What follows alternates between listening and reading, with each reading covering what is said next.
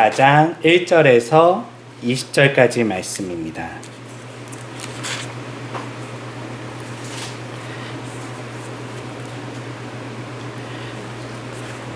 저 함께 교독하며 읽도록 하겠습니다. 예수께서 다시 갈릴리 호숫가로 나가 사람들을 가르치셨다. 그런데 모여든 사람들이 너무 많아서 예수께서 호수 위에 배를 띄워놓고 거기 올라가 앉으셨다. 그리고 예수께서는 여러 비유를 들어 천국 복음을 가르치셨다. 잘 들으십시오. 한 농부가 씨를 뿌리러 밭에 나갔습니다. 씨를 뿌리는데 어떤 씨는 길가에 떨어지니 새들이 와서 쪼아먹었고 어떤 씨는 흙이 얇게 덮인 돌밭에 떨어지니 싹은 곧 나왔지만 흙이 깊지 않아서 해가 뜨자 뿌리도 내리지 못한 채 말라버렸습니다. 또 어떤 씨는 가시덤불 속에 떨어졌는데 가시나무들이 무성하게 자라서 덮어버렸기 때문에 아무 열매를 맺지 못했습니다. 그러나 어떤 씨는 좋은 땅에 떨어지니 싹이 나고 잘 자라서 30배의 열매를 맺었고 어떤 씨는 60배, 어떤 씨는 100배의 열매를 맺었습니다. 자, 들을 귀 있는 사람은 알아들으십시오. 그 후 예수께서 혼자 계실 때 12제자와 함께 항상 예수를 따르던 사람들이 예수께 나와 물었다. 그 씨 뿌리는 자의 비유는 무슨 뜻을 갖고 있습니까? 예수께서 그들에게 대답하셨다. 당신들에게는 하나님 나라의 비밀을 아는 것이 허락되었지만 저 바깥에 다른 사람들에게는 모든 것이 비유로만 말해지고 있어.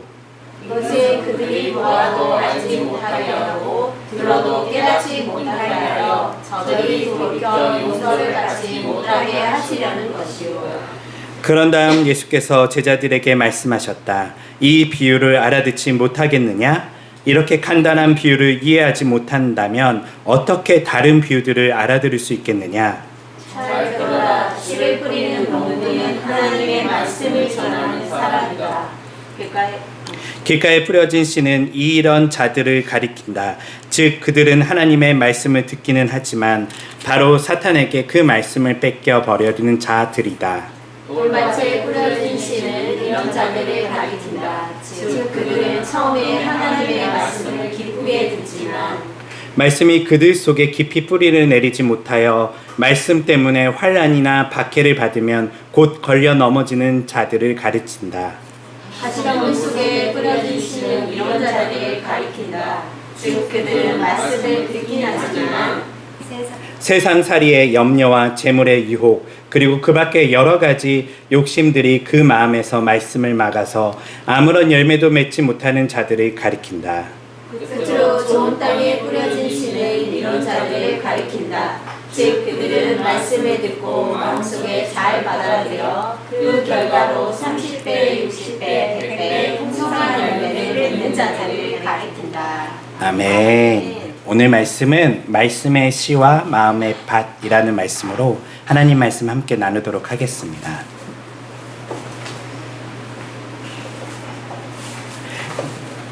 네, 지난주 말씀은 예수님의 가족들로부터 받은 오해의 어떤 비극이 그냥 비극으로 끝난 것이 아니라 사실 예수님을 가족들은 예수님을 이해하지 못했고 예수님은 미쳤다라고 말했지만 오히려 그 비극적인 상황이 우리들에게는 기쁜 소식으로 또 한 번 더 들려오는 일들이 일어났었죠.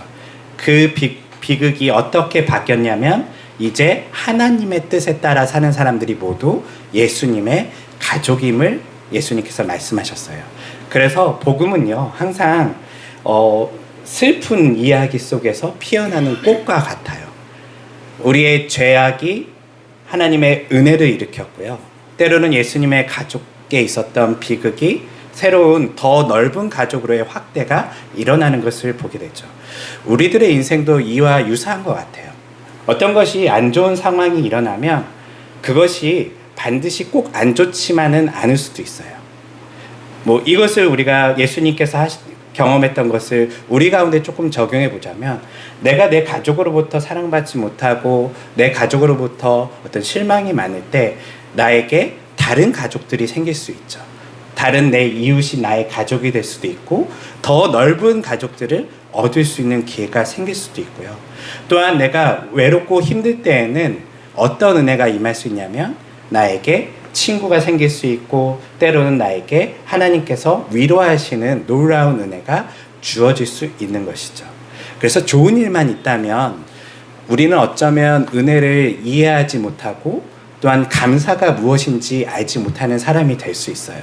그래서 인생에 있어서 누구나 겪는 희노애락이 있겠지만 우리 그리스도인들에게는 그 어떤 것도 사실 나쁜 것이 아닌 모든 것은 하나님의 은혜의 통로이고 모든 것은 이 복음이 전해지는 놀라운 인생의 길이 된다는 것을 우리가 이해하면서 지난주 말씀을 한 번 더 점검해 봤습니다.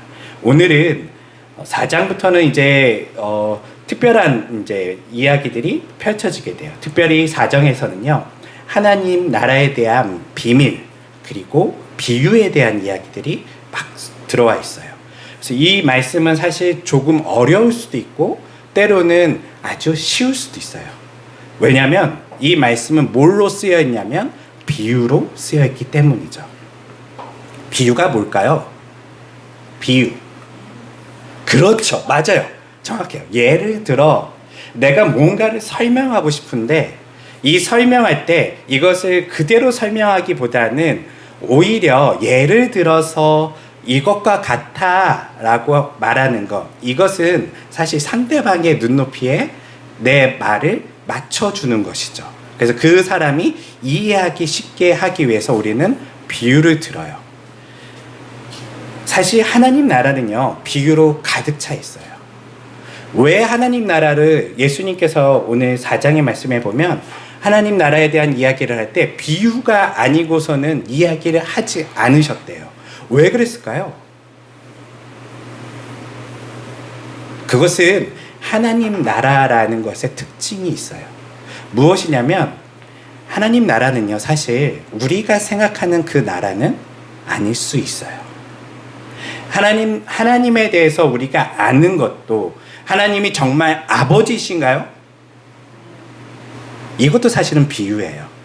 우리는 하나님을 아버지라고 예를 들어서 비유로서 하나님을 경험해야지 그나마 하나님을 이해할 수 있기 때문에 하나님이 우리에게 아버지라고 말씀하신 것이지, 사실은 하나님에 대해서 우리가 무언가를 말할 때는요, 모든 것이 비유일 수밖에 없어요. 왜냐하면 우리가 생각하고 상상하는 것 이상의 분이시기 때문에 우리는 그것을 우리의 언어로 다 설명할 길이 없어요. 그래서 예수님께서는 하나님 나라를 이야기할 때 다 비유로 얘기하세요. 그런데 이 비유를 비유가 아닌 있는 사실 그대로 받아들이면 어떻게 될까요? 그때부터는 오해라는 게 생기게 되겠죠. 많은 크리스찬들이 이 비유에 대해서 비유를 이해하지 못하고 때로는 이것을 있는 그대로 받아들일 때도 있어요. 네. 그래서 어떤 사람은 하나님 나라에 대해서 이 비유를 가지고 얘기한 것들에 대해서 이 비유가 주는 가르침을 이해하지 못하고 이것을 팩트로 여겨서 이것을 가지고 하나님 나라를 상상하는데요. 그것은 사실은 이렇게 가다 보면 이제 2단, 3단으로 가는 지름길이 될 수 있어요. 자, 하나님 나라에 대해서 이제 성경에는 여러 가지 이야기를 하는데 먼저 하나님 나라를 천년 왕국이라고 비유하기도 해요. 천년 왕국이면 천년 동안 있는 왕국입니까? 예, 아니에요. 천년에 대한 비유는요, 그만큼 영원한 나라라는 것을 비유로 하는 거예요. 하나님 나라에 가면 뭐 이런 얘기를 하죠. 어떤 사람들은 하나님 나라에 가면 뭐 금과 뭐 여러 가지 휘황찬란한 보석으로, 계시록에 보면 그렇게 돼 있잖아요. 뭐 보석들로 꾸며져 있어요. 정말 그런 나라가 하나님 나라일까요? 이것 또한 사실은 요한이 경험한 환상이지만 그렇게밖에 표현할 수 없는 거예요. 왜냐하면 우리의 언어로 하나님 나라를 다 표현할 방법이 없거든요. 요한이 봤던 그 환상 속에 그 휘황찬란함은 그 보석들로 표현될 수밖에 없고요. 요한이 무슨 금세공하는 사람은 아니잖아요. 그 보석을 다 자기 집에 두고 있었던 사람은 아니었을 거예요. 그럼에도 불구하고 요한이 봤을 때 저것은 뭐 홍보석, 녹보석, 와 이런 보석들로 차려진 어떤 나라인 만큼 그런 어떤 환상적인 하나님 나라를 표현하고 있죠. 하나님 나라는 또한 뭐 진주로 꾸며져 있기도 해요.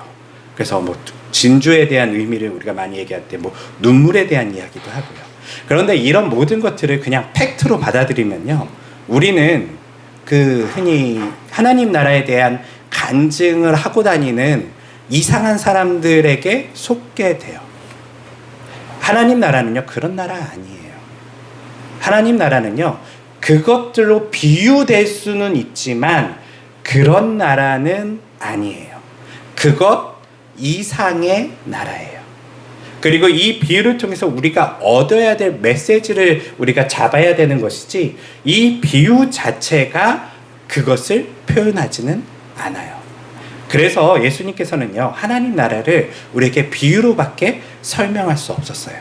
왜냐하면 우리가 가진 언어나 우리가 가진 생각은요, 그것을 다 이해하기는 너무나 어렵거든요.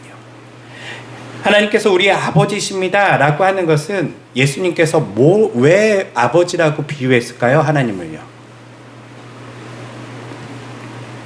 그러면 어떤 사람이 어떤 이단이 이렇게 얘기해요. 하나님의 아버지가 있으니까 뭐가 있다? 엄마가 있다. 말도 안 되는 이야기를 하는 거죠. 아버지는 비유예요. 하나님은 그만큼 우리를 보호하시고, 아버지는 가정을 지키시는 분이시고, 아버지는 가정에서 자녀들을 사랑하는 분이시고, 이것을 표현하고자 예수님께서는 아버지라 부르시는 거죠. 예수님은 아들인가요? 그것 또한 사실은 비유에 가까워요. 왜냐하면 하나님이 하나님을 낳고 막 이런 게 아니에요. 그러면 이제 사람들이 아버지가 있고 아들이 있으니까 엄마가 있고 무슨 뭐 신의 어떤 그 가족들이 있는 것처럼 생각하는데요. 그게 아니에요. 삼위일체에 대한 하나님, 성부, 성자, 성령에 대한 것들도요, 사실 우리가 이해할 수 있는 수준에서의 언어들로 우리는 하나님을 그렇게 부를 뿐이에요. 사실 하나님은요, 우리가 상상하는 것 이상의 분이세요. 저는 이제 유튜브를 보는 것 중에 물리학이나 아니면 천문학 관련된 유튜브를 좀 가끔 자주 보는데요. 우주에 대한 이야기를 하면 뭐 여러 가지 막 얘기를 해요. 무슨 입자가 있고 뭐가 있고 뭐 무슨 계산을 해서 이렇게 운동을 하고, 그걸 우리가 다 이해할 수 있어요? 우주에 대해서요? 학자들이 얘기하는 것조차도 우리는 잘 이해가 안 돼요. 그런데 우주를 창조하신 하나님을 우리가 이해하는 데는요, 이 비유 말고는 방법이 없어요. 그래서 예수님께서는 항상 비유로 얘기하시죠. 그리고 비유에 대한 두 번째 또 다른 비유로 말하시는 데에 이유가 또 하나 더 있어요. 그것은 앞서 얘기한 것처럼 알기 쉽게 표현하는 것도 있고, 또 하나는 비유는요, 감추기 위한 것도 있어요. 무슨 말이냐면, 우리가 친구들하고 있어요. 아는 사람들하고 있는데 어떤 이야기를 할 때에 이 친구가 알지 못하는 이야기를 이 지금 상황 속에서 해야 돼요. 그러면 비유로 얘기해야죠. 비유로 얘기하면 이 듣는 친구는 비유를 딱 듣는 순간, 아, 이 친구가 지금 뭘 얘기하는구나 라는 것을 바로 캐치하지만, 다른 친구는 알 수 있나요? 몰라요. 때로는 무언가를 감추기 위해 이야기할 때도 이 비유를 사용해요. 예수님께서 오늘 이 비유를 드실 때는요, 이 두 가지를 다 염두하시고 말씀하셨대요. 그것에 대한 말이 바로 무엇이냐면, 들을 귀 있는 자들은 들을지어다. 누군가에겐 이거는 아주 쉬운 하나님 나라에 대한 이야기고요. 누군가는 이것을 들어도 오늘 예수님께서 말씀하신 것처럼 그들이 깨닫지 못하고 알지 못하게 하기 위해서 비유로 말씀하셨대요. 그런 것을 우리가 생각해 보면, 여러분들 하나님 나라의 비유를 이해하고 알 수 있고 들을 수 있는 귀가 있다는 건요, 얼마나 이것이 복된 일인지 모르겠어요. 어떤 사람은요, 이것을 듣고도 이해하지 못해요. 그런데 여러분들에게 복음이 주어졌을 때 사실 믿는 사람들이나 안 믿는 사람들이나, 우리 믿는 사람들이 더 똑똑해서 복음을 잘 이해하고 믿었나요? 아니에요. 우리 귀에 들리는 거예요. 야, 이게 하나님의 사랑이었구나. 내 인생이 이렇게 살았는데 남들은 야, 너 운이 좋았어 라고 하는데, 우리 하나님의 자녀들은 야, 하나님의 놀라운 계획이 있으셨구나. 이런 것을 우리가 이해할 수 있지만 들을 귀가 없는 사람은 그것에 대한 이해가 없어요. 그래서 예수님께서는 비유로 말씀하시면서 항상 들을 귀 있는 사람과 들을 귀 없는 사람을 구별하기 위해서 때로는 비유를 설명하시기도 하시죠. 이런 어떤 비유에 대한 것을 이해하면서 오늘 본문을 조금 더 살펴보려고 해요.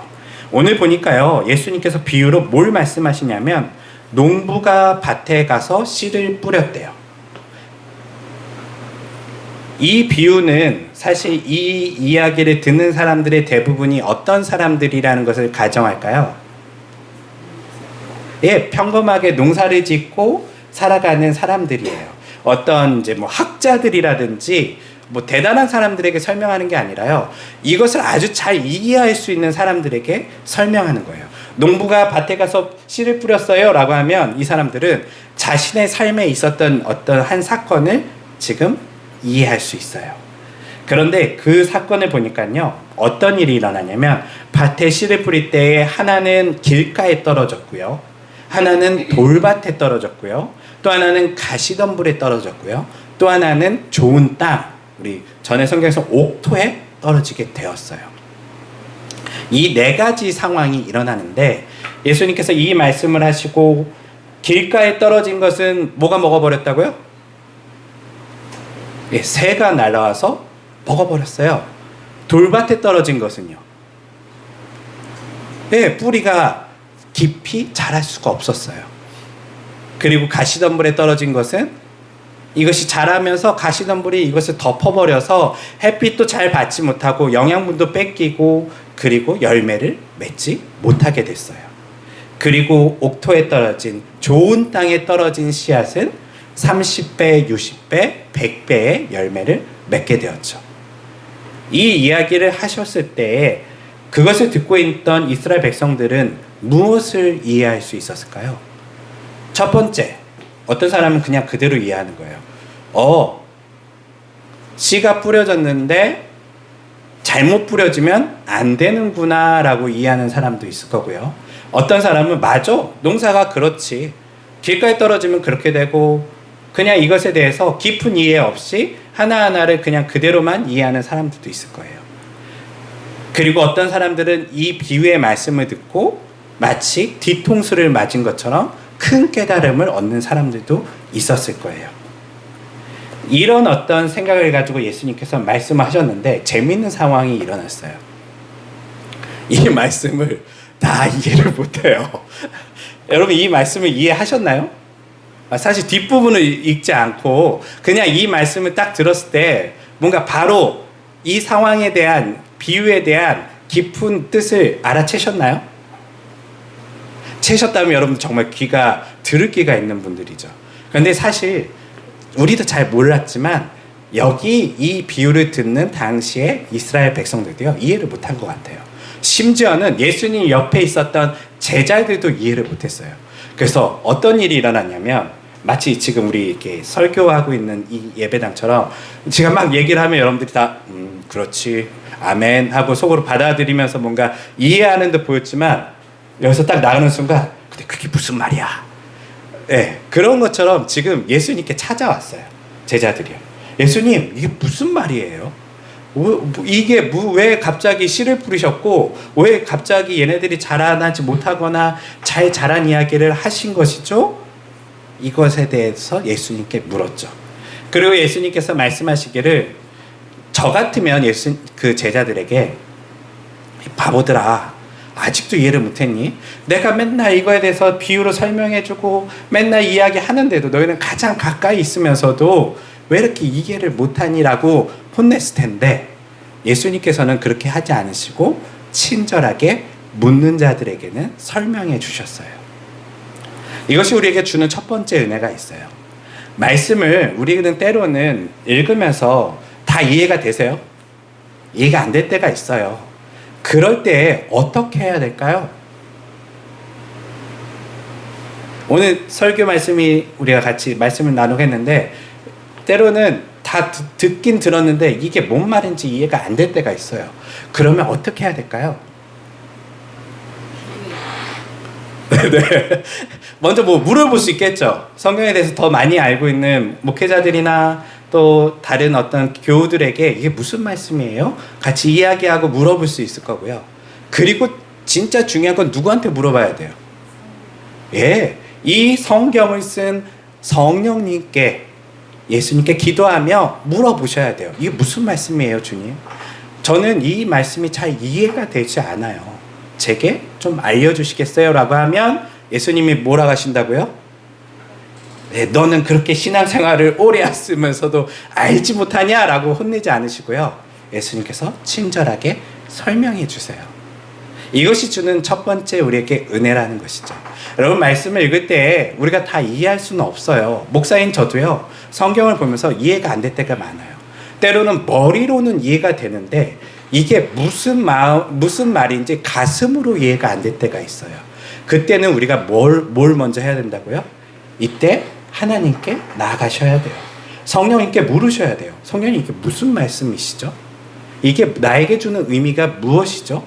오늘 예배 가운데 이 말씀을 들었는데 이게 한 주간 살아가는 내 인생과 무슨 상관이 있죠? 라고 물으셔야 돼요. 그때 성령님께서는요, 우리에게 친절하게 답해 주실 거예요. 두 번째는 예수님께서 이것을 이제 설명해 주시는데요. 설명해서 뭐라고 말씀하시냐면, 길가에 떨어진 씨는, 농부는, 누구래요? 네, 농부에 대한 이야기는 아직 나오지 않아요. 그럼 씨앗은 뭐래요? 예, 말씀이고, 이 농부는 말씀을 전하는 자래요. 예, 말씀을 전하는 자는 첫 번째는 당연히 예수님을 이야기하기도 하겠죠. 왜냐면 이것을 하고 있는 분이 예수님이니까요. 그리고 때로는 우리의 삶 속에서는 뭐 저와 같은 말씀을 전하는 사역자들일 수도 있을 거예요. 이런 사람들이 말씀을 전하고 복음을 전하면 이제 씨가 뿌려지고 있는 거예요. 지금도 사실 여러분들 상상해 보세요. 제 입에서 침이 나가듯이 씨가 막 지금 뿌려지고 있어요. 근데 씨가 막 뿌려졌는데 하나는 어디 떨어져 버렸다고요? 길가에 떨어졌어요.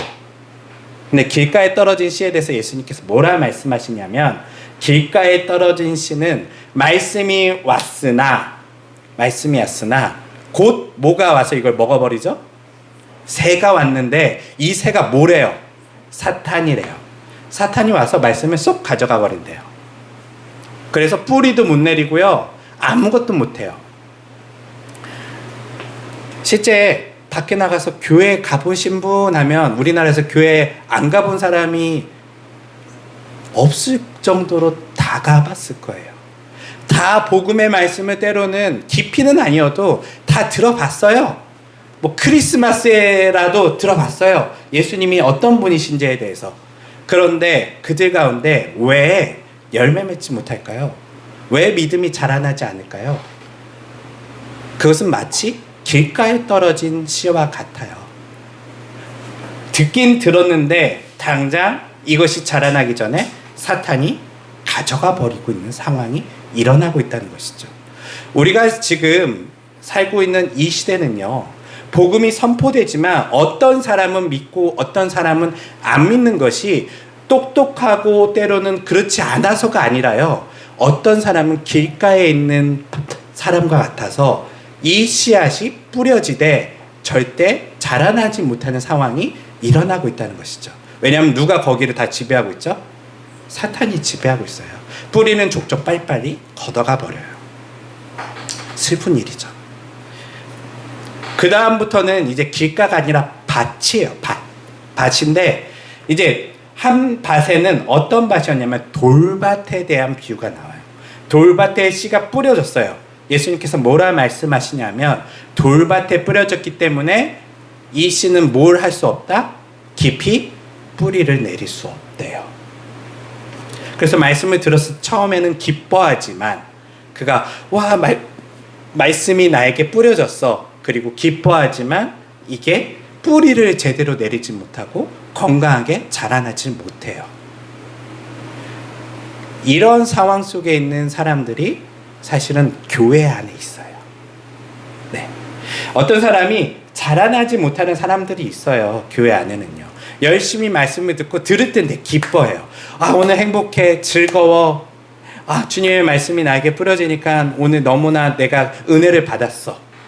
그런데 한 주간 그 말씀이 뭘 하지 못한다고요? 뿌리를 내리지 못해요. 남의 이야기가 아닐 수 있어요. 사실 어쩌면 우리 대부분의 이야기일 수도 있어요. 우리가 그런 돌밭처럼 뿌리 내리지 못하는 그런 상황 속에서 우리가 신앙생활 할 때가 너무나 많아요.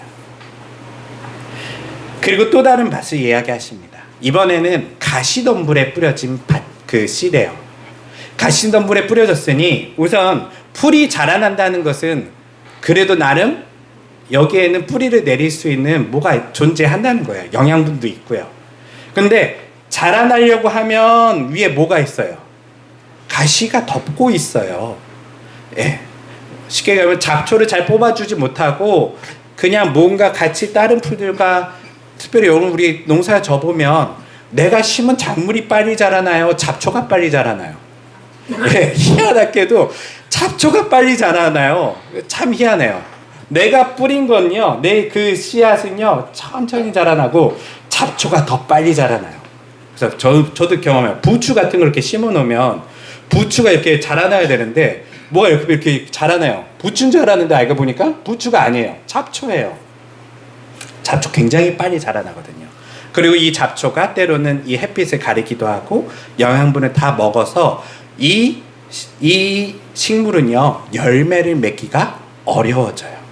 자라나는 것 같지만 어느 선까지만 자라나고 열매를 맺지 못해요. 이것 또한 어디서 많이 볼 수 있냐면 교회에서 많이 볼 수 있어요. 복음을 듣고 말씀을 듣고 살아갔지만 이 가시덤불, 예수님께서 말씀하신 이 가시덤불은 뭐와 같대요? 세상의 근심, 걱정, 때로는 나의 욕심들로 인해서 이것이 자라나지 못하고 열매를 맺지 못하는 상황이 일어나는 것이죠. 다른 말로 하면 내가 더 깊이 신경 써야 될 이 복음에, 하나님의 말씀에 내가 집중하지 못하고 내가 다른 것에 내 시간과 내 마음과 내 모든 것을 사실은 점점점 빼앗기다 보니 이 말씀이 자라나는 데 있어서 영양분을 주지를 못하는 거예요. 그렇게 사람들이 신앙생활하는 경우가 많아요.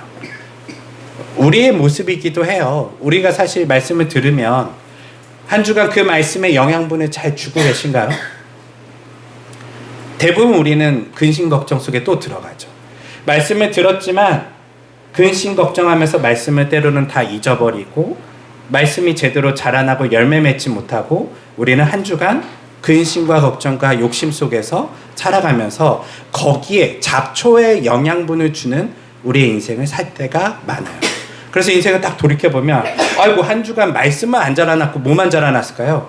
근심만 더 커졌고 걱정만 더 커졌고 내 인생의 욕심만 더 커진 상황을 발견하게 되죠. 그것이 가시덤불에 뿌려진 씨와 같은 사람들이에요. 마지막은 바로 좋은 땅이에요. 옥토라 이야기하는 좋은 땅에 씨가 뿌려지면 어떤 일이 일어날까요? 네, 30배, 60배, 100배의 열매를 맺는데요. 제가 과거에 어떤 교회에 이제 사역을 할 때에 성도분 한 분이 저에게 질문했어요. 목사님, 왜 30배, 60배, 다음엔 90배 아닌가요? 3, 6, 9인데 왜 30배, 60배, 100배인가요? 물었는데 저 한 번도 생각 안 해봤거든요. 그러다가 제가 듣고 이제 그분에게 이렇게 답해 드렸어요. 30배, 60배, 90배 하면 우리가 369가 생각나서 박수를 칠 수 있고 우리가 재밌게 여길 수 있기 때문에 물론 농담이에요. 30배, 60배, 100배, 100배나 사실 완전하게 자라났다라는 것에 대한 이야기죠. 어떤 그런 것처럼 이 30배, 60배, 100배가 자라나는 이 옥토에 대한 예수님의 이야기는요, 왜 자라났는지에 대한 설명이 없어요. 예. 가시덤불은 왜 못 자라났는지에 대한 설명이 있고, 돌밭도 왜 못 자랐는지에 설명이 있는데, 이 옥토에 대한 설명이 있나요? 없어요. 그러면 반대로 생각해 보면 이 좋은 땅은 뭐가 없는 땅이에요?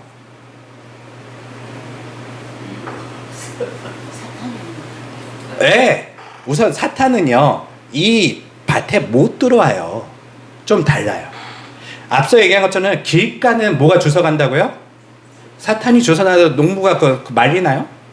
안 말려요. 농부의 밭이 아니에요. 그냥 이거는 밭이 아닌 곳에 떨어져 버린 거예요. 그렇지만 지금 밭에 떨어진 것은요, 나름 농부가 관리하고 있어요. 새들이 못 오게 쫓고 있어요. 그런데 여기에 뭐 때문에 못 자라나고 있다고요? 앞서 얘기한 것처럼 돌이 많거나 아니면 뭐가 있다고요? 가시덤불과 같은 잡초들이 많으면 자라나서 열매를 맺지 못하고 있어요. 그럼 좋은 땅은 어떤 땅인가요? 네, 이게 없는 거예요. 이 농사를 짓고 있는 사람들은요, 분명히 그냥 말을 안 해도 알아요. 좋은 땅이라는 건요, 잡초가 없어야 되고 가시덤불이 없어야 되고요, 돌이 없어야 돼요. 무언가 뿌리 내리기 좋아야 되고 영양을 충분히 섭취하기 좋아야 되고 어떤 것도 방해받지 않고 잘 자라날 수 있는 그런 깨끗한 땅, 순수한 흙, 이것이 바로 좋은 땅이 될 수 있죠. 이 땅이 떨어지기만 하면 어떤 일이 일어난다고요? 그냥 30배 노력한 게 아니에요. 60배, 100배가 일어나게 돼요. 이것을 우리의 삶 속에 조금 적용해 본다면 여러분 어떻게 열매 맺을 수 있을까요? 어떤 사람은 이런 생각을 해요. 내가 열매 맺기 위해서 부단히 노력해요. 아침에 일어나서 기도하고 헌신하고 열심히 인생을 자신의 종교적인 신앙생활로 채워가요. 그러면 열매를 맺나요?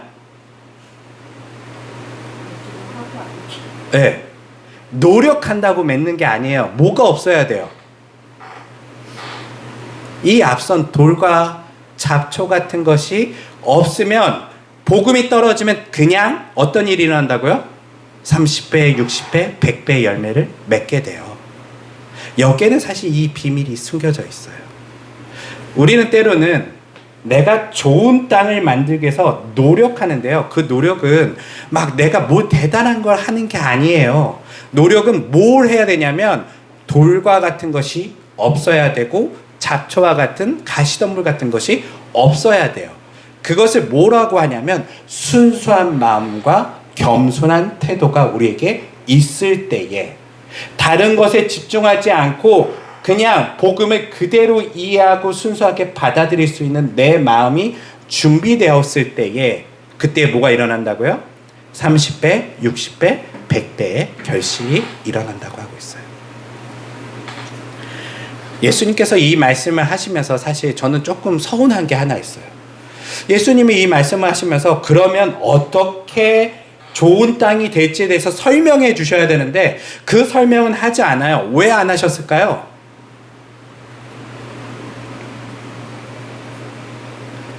설명을 하셨으면 제가 이렇게 설명할 필요도 없잖아요. 설교할 필요도 없어요. 그냥 그렇습니다. 아멘 하고 오늘 다 이렇게 끝나면 되는데 왜 얘기 안 해주셨을까요?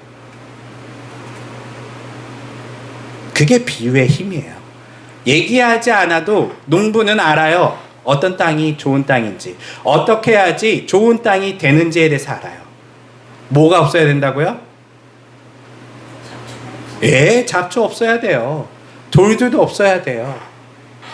그냥 말 그대로 그냥 좋은 땅이 되면 뭐가 일어난다고요? 씨앗이 뿌려졌을 때 자라나게 돼요. 우리의 삶에 이것을 적용해 본다면 땅은 마음과 같대요. 예수님께서요. 우리들의 마음속에 여러분들은 어떤 땅이십니까? 말씀이 들었을 때 열매를 잘 맺고 있나요? 열매를 내가 성경을 읽고 주일날 말씀을 들었을 때에 이 말씀이 자라나서 내가 신앙이 잘 성장하고 있고 점점 그리스도인답게 내 인생이 바뀌어가고 있나요? 그렇지 못하다면 우리는 첫 번째 어떤 땅이 아니다? 좋은 땅이 아닐 수 있어요. 그러면 하나 우선 제외하고 보죠. 자, 말씀을 듣고 있잖아요. 그래서 나름 그 말씀을 듣고 여러분 뭐 하시죠? 기뻐하시고 은혜가 있잖아요. 그러면 뭐는 아니다? 길가는 아니에요. 여러분들 그래도 나름 주님의 밭에 들어오셨어요. 이제 우리가 해야 될 것은요. 내가 좋은 땅이 아니라면 뭘 없애야 된다고요? 예, 밭 좀 관리하셔야 돼요. 예. 저희 삼촌이 제가 진도에 가서 제가 이제 농사가 뭔지 모르고 이제 그때 당시에는 나름의 이제 이 무림 세계를 떠나서 네, 교계를 떠나서 나 홀로 텃밭이나 읽으면서 시골에서 어르신들과 같이 있어야 되겠다라고 생각하고 농사를 지으려고 들어왔는데 제가 이걸 경험을 해요. 농사를 지으려고 이제 심었어요. 뭐 모두 심고 모두 심었는데 특별히 배추 이쯤 기억이 나는 게 배추를 심었어요. 배추를 심었는데 배추가 다 자라나는 이제 한 11월 정도가 되니까 저기 옆에 있는 밭에 보면 배추들이 이따만해요. 막 그 김장용 배추들이요. 근데 거짓말 안 하고요. 제가 키운 배추는요. 요만해요. 왜지? 이해를 못했어요. 왜지? 근데 저희 삼촌이 이제 늘 시골에 살았으니까 저한테 올 때마다 그런 얘기를 하세요. 두선아, 너는 잡초도 키우냐? 너는 잡초도 키워서 먹으려고 하냐? 이런 얘기를 하셨어요. 맞아요. 제가 이 씨앗에 배추 씨에 문제가 있었던 게 아니에요. 똑같은 씨를 뿌렸는데요. 제가 밭 관리를 못했어요.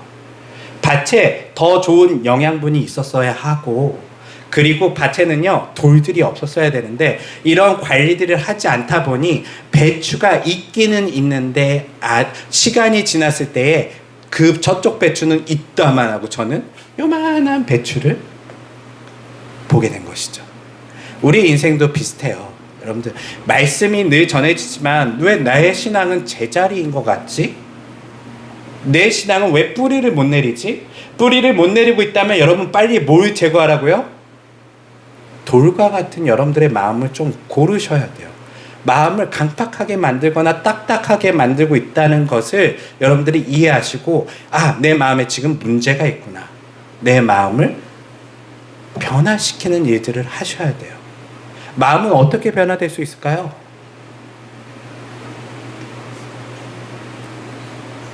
네, 우리 교회에서 늘 배우는 기도와 말씀으로 물론 이런 것들도 중요하지만요. 태도예요. 태도. 저는 돌과 같은 마음은 이런 마음인 것 같아요. 교만한 마음. 뿌리를 내리지 못하게 늘 그것에 대해서 판단하고 비판하고 공격적인 마음이에요. 그러다 보니까 자라난 이 뿌리를 내리지 못하게 하는 것이죠. 이 마음의 태도를 바꾸셔야 돼요. 겸손하고 순수하고 어린아이와 같은 마음으로 바꾸셔야 돼요. 두 번째, 자라나는 것 같은데 열매 맺지 못하는 사람들이 있어요. 우리 대부분의 이야기죠, 사실은요. 교회에서 그래도 나름 오래 있었다는 것은 조금 자라긴 했다는 거예요. 그런데 뭐가 없어요. 주님이 오셔서 너의 열매가 무엇이니? 라고 하면 성령의 열매 중에 희락이든 사랑이든 희생이든 뭔가 내놔야 되는데 여러분들 중에 내놓을 수 있는 자신 있게 내놓을 수 있는 열매가 있으세요? 없다면 우린 대부분 사실 이 가시덤불과 같은 마음속에 살고 있는 것이죠. 그러면 빨리 뭘 제거해야 돼요? 이거 제거해야 돼요. 여기에 에너지를 우리가 쓰고 있다는 거예요. 여러분들의 근심에 자꾸 물을 주고 있어요. 근심에 여러분들의 시간을 거기다 투자하고 있어요. 그리고 우리는 우리의 욕심과 이런 것에 우리의 모든 것을 점점 마음을 주면서 이 복음의 씨앗이 자라나고 열매 맺는 데에 우리는 충분한 시간과 에너지를 주고 있지 않다는 것이죠. 사랑하는 성도 여러분, 저는 이 말씀을 들으면서 예수님께서 자세히 설명하지 않고 그냥 딱 이렇게만 설명하시는 이유는요, 실제로 이것을 이제 누가 해야 된다는 거예요. 듣는 사람들이 경각심을 가지고 해야 되는 작업들이에요. 그리고 이것을 들을 때 그 사람들이 깨닫게 돼야 돼요. 아, 내가 예수님을 그렇게 쫓아다녔고 복음의 말씀을 그렇게 들었음에도 내가 열매가 없다는 것은 예수님 말씀처럼 내가 근심 걱정 속에 그렇게 예수님을 따라다니고 있었구나. 내가 복음의 시간과 에너지를 주지 못하고 내가 말씀에 집중하는 삶이 아닌 이 세상의 근심과 걱정 속에, 욕심 속에 내 삶을 집중하고 있었구나라는 것을 빨리 캐치하시고 다시금 이것을 제거하고 마음을 좋은 땅으로 만들어야 된다는 것이죠. 말씀을 정리하겠습니다. 이 말씀은 단순해요. 사실 비유라는 것이요, 어려우려고 만든 게 아니에요. 옥토를 만들어라고 하는 게 다른 대단한 작업을 하는 게 아니라요, 앞서 얘기한 이 돌과 같거나 때로는 가시가 덤불과 같은 것들을 빨리 제거하는 게 바로 옥토가 되는 길이에요. 여러분 마음속에 이런 나를 복음에 집중하지 못하게 하고 말씀에 집중하지 못하게 하고 있는 많은 것들이 있다면요, 빨리 제거해 버리세요. 언제까지 자라나기만 하고 열매를 안 맺으실 거예요. 이것은 제 삶에도 늘 얘기하고 싶은 거예요. 두서나 아는 것만큼 열매 맺어야 하지. 복음을 그렇게 들었는데 너는 자신 있게 예수님 저한테 다른 건 없어도요, 이거는 있어요. 열매를 자랑스럽게 내놓을 수 있을 만한 무엇이 있어야지 내가 열매 맺는 나무이지. 열심히 주님, 저는 벌써 몇십 년 동안 자라났어요. 저는 이만큼 성경을 많이 알았고요. 이제 이런 대단한 사람이 되었어요가 중요한 게 아니라는 거예요. 우리에게 주님께서 원하시는 열매를 내놓을 수 있는 나무로 성장하셔야 돼요. 한 주간 이 복음의 말씀이 여러분들의 마음속에 깊이 남으셨으면 좋을 것 같아요. 내가 어떻게 이것들을 제거하고 주님께 나아갈 것인가? 내 마음이 어떻게 좋은 땅과 같은 옥토와 같은 마음으로 내 마음을 잘 관리할 것인가? 주님이 이 말씀을 하시는 것은 관리하라는 거예요. 내가 그렇게 가르쳤음에도 불구하고 어떤 사람은 주님의 제자가 돼서 목숨까지 내어놓는 그런 그리스도인으로 성장하고요. 어떤 사람은 들어도 예수님의 제자들 중에도 있잖아요. 결국은 예수님을 팔아버리는 사람이 될 수 있다는 거예요. 사랑하는 성도 여러분, 지금 우리는 지금도 뿌려지고 있습니다. 이 씨앗이 여러분 마음속에 잘 자라날 수 있도록 한 주간 여러분들의 마음을 옥토와 같이 잘 관리하시는 주님의 성도들이 되시기를 주님의 이름으로 축원합니다. 기도하겠습니다.